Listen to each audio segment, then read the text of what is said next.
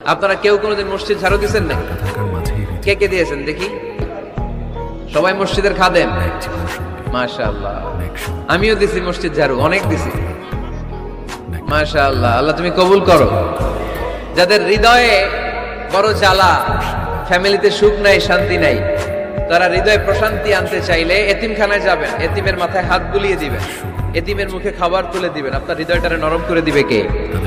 আল্লাহর ঘর মসজিদে যাবেন, নিজ হাতে মসজিদটারে একটু পরিষ্কার করে দিবেন, আপনার জীবনটারে উজালা করে দিবে কে? শুভাকাঙ্ক্ষী থাকার যে এমন গুটি কয়েকটা মানুষের উপস্থিতি দেখবেন আপনার জীবনটাকে প্রশান্তি আর ভালোবাসায় ভরে রেখেছে।